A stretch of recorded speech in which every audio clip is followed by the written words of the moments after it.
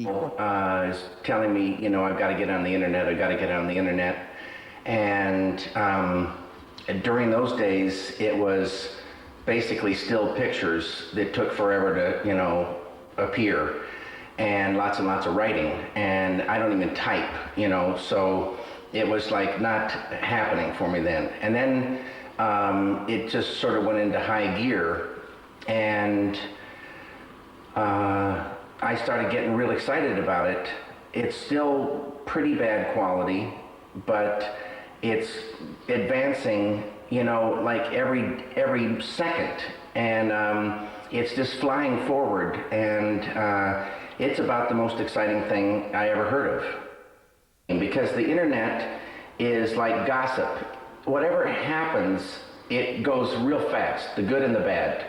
And so some kid's going to put up a site with something, and it's going to be great, and pretty soon everybody in the world's going to know about it. It's just the way it is. Like I said, it's a chance to experiment, and the quality sometimes it sort of dictates the story in a strange way. When you see certain kind of images and the funky way they move, you just, something kicks in, and you adjust, and you make things that sort of go with that. And as the quality advances, the stories will change, and you're sort of finding your way in this world right now, and it will evolve.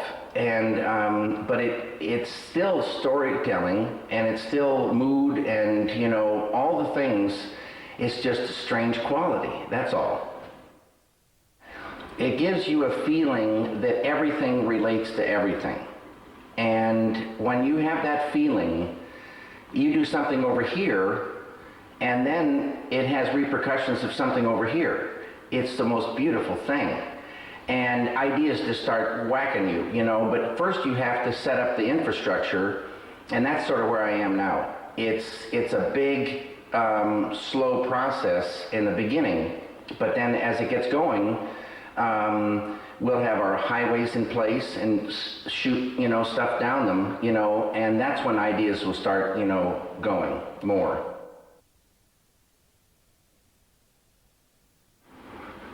It's like the pencil and the paper. Whenever that was invented, people had the opportunity to write down stories. Some stories are great, and some stories are not so good. This is just a tool, the little DV camera, and somebody's going to be doing great stuff with it. But the important thing is, it's now available to way more people. So everybody gets this chance to, create some stuff, and everybody gets a chance to put it somewhere where it can be seen by others. You own a DV camera, David? Yeah. You shoot every day?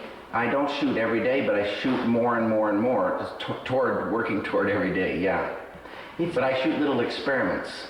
I built a set up on the hill, and right up on the top of the hill here, and so we have a small house up there that's clean, and we have our equipment there, and then a stage outside where we can, build sets and experiment. And it's like having a little outdoor sound stage. It's not a sound stage because it's not soundproof, but it's an outdoor stage where, we can set up stuff and build environments and shoot. And when you shoot with the DV, you also shoot around Yeah, here? yeah. I shot a bee's nest the other day. A what? A bee's nest, a nest of bees, for about an hour. One whole tape. It's unbelievable. And it will be on the net? It'll be on the net. I just shot this thing the other night. It's 12 hours long. And it's not going to be on the site 12 hours, but it's a 28-minute piece. The camera doesn't move, and that was shot on video, and then converted to digital and put in the computer. Then it goes to a QuickTime movie, goes up to the studio, shot on the screen, and we mix to it. So there's slowly but surely, one format goes to another, goes to another, goes to another, bent for a file that will stream, and you're on the internet. And it's all getting figured out, and it's pretty beautiful. But it's like still, it's not like. Only you can make it move. You can make, you can do anything. Some things are still and some things move. And when they move on streaming, they don't move like you're used to seeing. They move kind of jerky and funny. But that gives you another feeling. And so you find yourself working with that feeling. And you don't go against the medium, you go with it. And acting and reacting, you find your way. It's like that. It's an experiment, and those things that you do to experiment can take you places that you wouldn't necessarily have gone and open up whole new worlds. This thing is about opening up whole new worlds. And because it's this sense of freedom, because it's lightweight and fast, it doesn't mean it's bad. It means that it takes you someplace that you wouldn't normally go.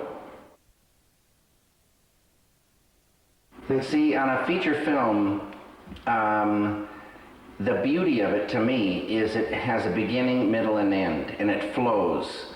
And that form, that flowing, is like a piece of music.